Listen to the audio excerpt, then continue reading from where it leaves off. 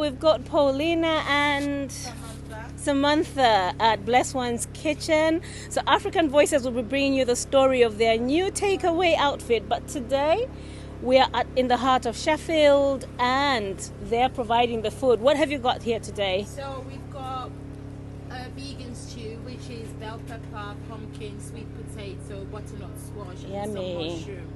And it's been done with a homemade salsa base with coriander in it as well. And we've got the hake-fish, and we use the same base to just create, by just adding tomato puree to create the sauce to make the fish stew. So it's absolutely healthy and fresh. Amazing. And we've got the smoked turkey egusi stew here. So this is all the way taking it back to Africa.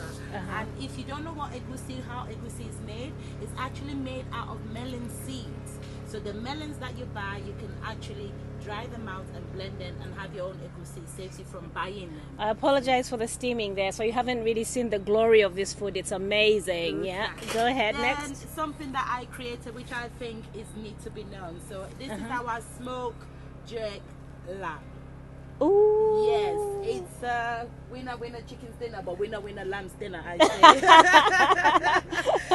Yeah, so we are very colorful, as you can see. We like the presentation of food, because I think when people eat with their eyes. Yeah. So this is one of our favorite dishes as well.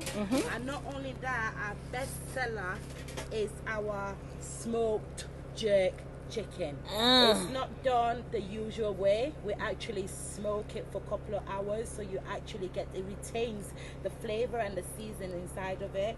And it's also, again, our famous seller in it. Then you have your curry mutton here. Again, we use lamb because we realize that not many people like mutton. Even though it's still the same thing, people still, prefer the lamb more than the mutton. I don't know why. Okay. It is what it is. And then we have your jollof rice. Yum. Yeah, Yum. Yeah, scoop some for me on a spoon, because it's really steamy there. Let's have a look. If you lift it a bit, that's really yummy, and it smells heavenly. Thank you. Right. So this is what you're catering for. Today is like the close of Black History Month celebrations in Sheffield, and you're at Tudor Square. Yeah. But after this, Paulina and Samantha, you guys are opening your takeaway. I'm curious to hear all about it. Well done. Oh my God, it's been a long time coming. I mean, where we're going to be, for us, especially for me being in the kitchen, is a transition from a home into a more commercial place. So instead of doing the pre-order basis, people get to have it on a regular now. Wow. A regular service. It's been 5 years of literally fighting. I mean, where we're actually going to be, I've always wanted to be there from when I knew when Blesseone was born. I said, I want that space. I tried, and they turned me down. So where's this space exactly? You've been a bit sick. Where?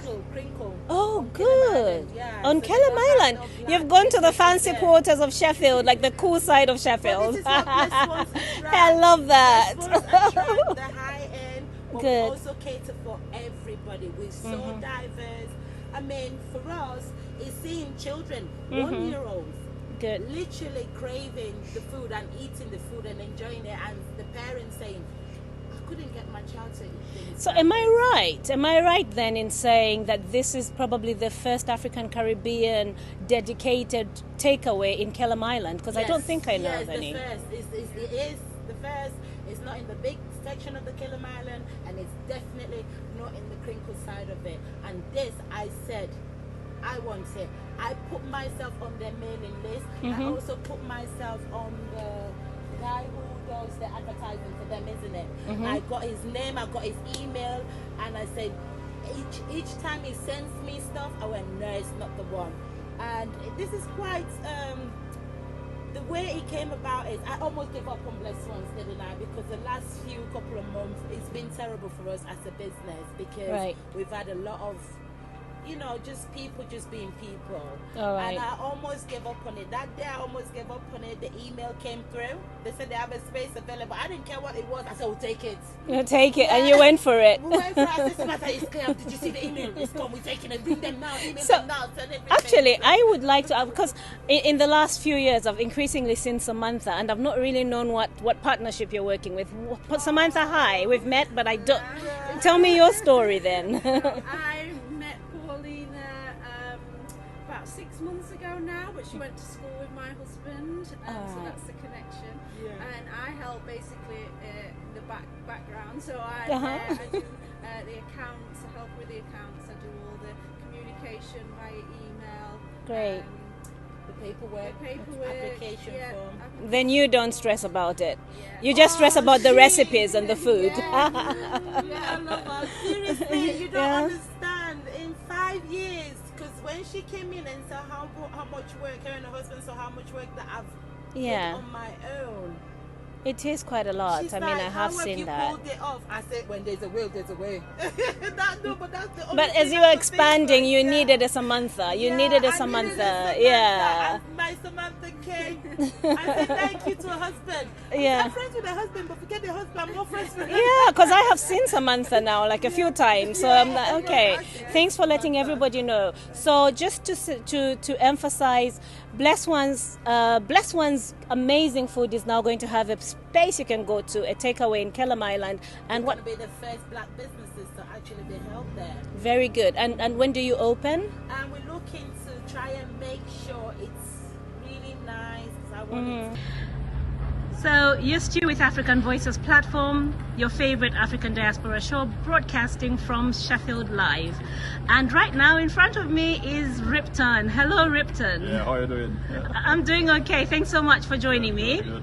You came highly recommended by the amazing Mim Suleiman, so I'm assuming you're just as amazing. What do you do? Well, basically, I'm a bit of an all-rounder, but what I do, you know, is basically entertainment. That's been my life since child, and I've been performing, you know, dance. I'm also a dance choreographer, you know, and I'm a musician, I'm a poet, I'm an MC, and a DJ also, you know. Amazing. That creative talent within our Yes, population, yeah. I get excited. You look amazing, by the way. Thank you. You do, you absolutely do. So what exactly do you do with Mim when you're working with Mim? Well, Mim is like my big sister and little sister at the same time, a sister from another mother, and we've been working together musically for the last 10, 11 years now, you know. First, before I met her, I actually met her music, you know, from our very first album, Tungi. Yeah. And, you know, it so happened that we were brought together on a musical project in Malta years ago. You did say Malta there for a minute. Malta, Wow, yeah. great. And from there, you know, it was just constant forward movements, never looking back. You know, I've been working with her since, you know. Great. You know, sometimes I play the role of the big brother.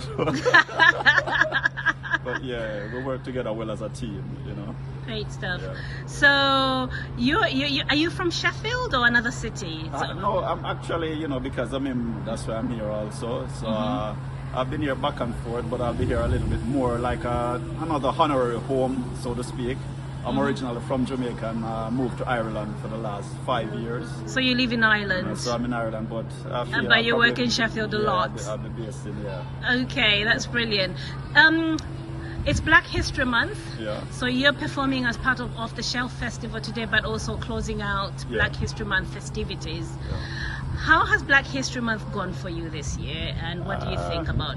That's a very interesting question because growing up in Jamaica and understanding the whole Black History Month, I used to celebrate it in February, and that's a global celebration, you know, for Black History Month. But then I realized here in the UK, England, it's done in October, so I still haven't gotten an answer. Why is that? You know, but I never get too deep in like one particular month because my story, our story, you know, is far more than that. So honestly, I celebrate it all year round. We're Black history all the time. It's our history. Yeah, and that's how I see it. I can't put a definite point on one particular month, so to speak.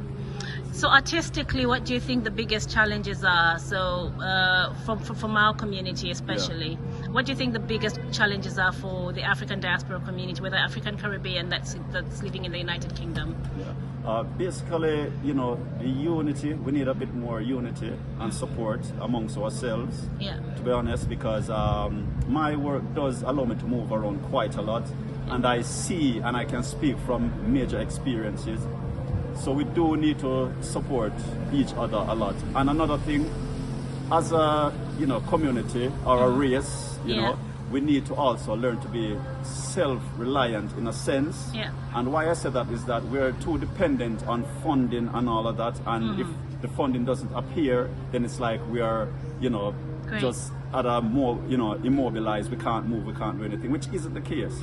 Because coming from Jamaica, you know, we're not used to funding. We got to find our own way, and we support each other. And that's the policy and the procedure I feel will work amongst us as a people. So we just need to be a little bit more self-reliant and Yeah. supportive of each other, you know. Can I just echo something you've said? So you're telling us, do it for yourselves first, because the people from outside can only work with us yes. if we can work with ourselves and amongst Exactly. ourselves and Yeah. rely on ourselves to start with. Yeah. You sound just like you work with African Voices platform, because that's the premise we've come from. We said we can handle our narratives, we can do this. So Yeah. we've got community, and thank you so much for highlighting that. Well, can you tell me a bit about the outfit you're wearing, because I'm really loving it. You know, actually, this is from the mind of Mim herself, you know. Yay! Because that's another hidden talent she has. She's actually she's actually a great dressmaker, you know, fashion designer. So this is all Mim's design. And what she's got on also is her design. She didn't say that. Yes. Does she do this? I Yes. didn't know that. She's an excellent chef, and she's also very creative in designing. So you're looking at Mim's design. I should have spoken to her. I'll speak to her a bit more. I mean, I didn't know she does that. But thank you so much for joining me, and I'll catch up with you again on the other side. And one other thing before Yeah, you go, go you know ahead. what I say. Because like I say, my work exposes me to a lot of different environment and organizations and people and culture. And what I need to say to us as black people, and not beating around the bush, but being forthright, we also need to respect ourselves and our creativity, and in turn, other people will respect us and what we do, and it goes a long way. And I'm speaking from experience, because Yeah. I've always stayed true to my tradition, my culture, and it's always respected by others, because I highly respect what I do and who I am, and it goes a long way. So I'll just say that, you know. I'm not even going to say anything more, because that needs to be capped. Thank you. Yeah. Thank you Well very much.